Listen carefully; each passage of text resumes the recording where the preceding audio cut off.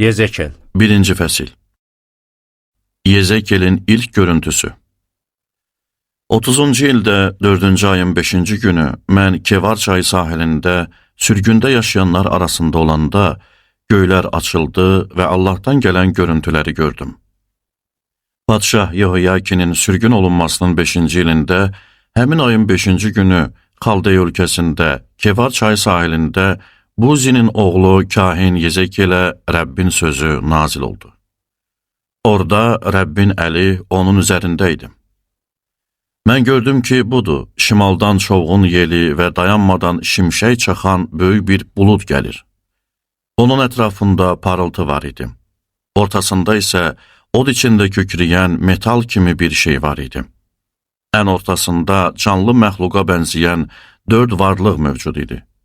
Onların görünüşü insana bənzəyirdi. Hər birinin 4 üzü və 4 qanadı var idi. Onların bacaqları düz idi. Ayaqları dana ayaqlarına oxşayırdı və cilalanmış tunç kimi parıldayırdı. 4 yanlarında qanadları altında insan əlləri var idi. 4'ü də üzlərə və qanadlara malik idi. Onların qanadları bir-birinə toxunurdu. İrəli gedərkən sağa sola dönmürdülər.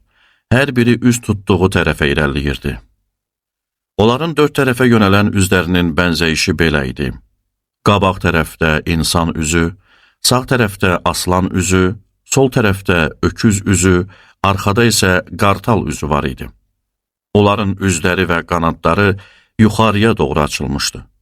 Hər canlının 2 qanadı yanda, o biri canlının qanadına toxunur, 2 qanadı da bədənlərini örtürdü.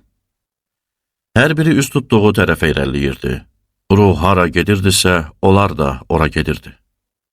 İrəli gedərkən sağa sola dönmürdülər. Bu canlılar görünüşcə yanar köz kimi, məşəl kimi bir şeyə bənzəyirdi. Canlı məxluqların arasında od hərəkətdə idi. Od parıldayırdı və ondan şimşək çaxırdı. Canlı məxluqlar şimşək çaxan kimi cəld o tərəf bu tərəfə hərəkət eləyirdi. Mən canlı məxluqlara baxıb gördüm ki, hər birinin yanında yerə dəyən bir təkər var. Təkərlərin görünüşü və quruluşu belə idi. Onlar sarı yaqut kimi parıldayır və 4'ü də bir-birinə oxşayırdı. Onların görünüşü və quruluşu elə idi ki, sanki bir təkər o biri təkər içində yerləşmişdi. Getdikləri zaman 4 tərəfə də gedə bilirdilər. İrəli gedərkən sağa sola dönmürdülər. Təkərlərin sağanaqları hündür və qorxunc idi. 4'ünün də sağanaqları hər tərəfdən gözlərlə dolu idi. Canlı məxluqlar irəlilədikcə təkərlər də yanında fırlanır, canlı məxluqlar yerdən qalxdıqca təkərlər də qalxırdı. Ruh hara gedirdisə, onlar da ora gedirdi. Təkərlər də onlarla bərabər qalxırdı. Çünki canlı məxluqların ruhu təkərlərdə idi. Onlar irəliləyəndə bunlar da irəliləyirdi, onlar dayananda bunlar da dayanırdı. Onlar yerdən qalxanda yanlarındakı təkərlər də qalxırdı. Çünki canlı məxluqların ruhu təkərlərdə idi.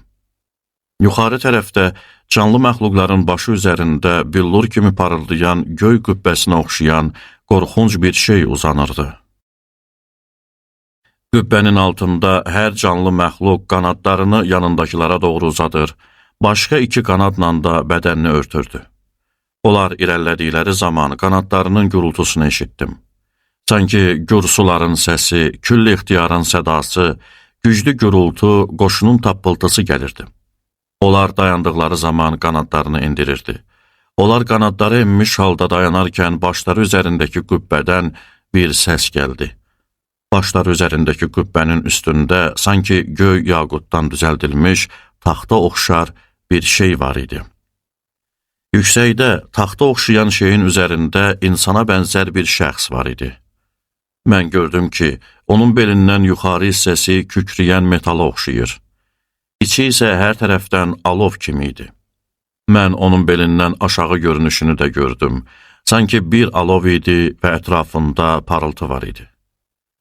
Yağış günü buludda olan göy qurşağının görünüşü necə olursa, hər tərəfdən gələn parıltının görünüşü də elə idi. Bu, Rəbbin izzətinə bənzər bir görüntü idi. Bunu görəndə mən üz üstə yerə yıxıldım və danışan bir şəxsin səsini eşitdim.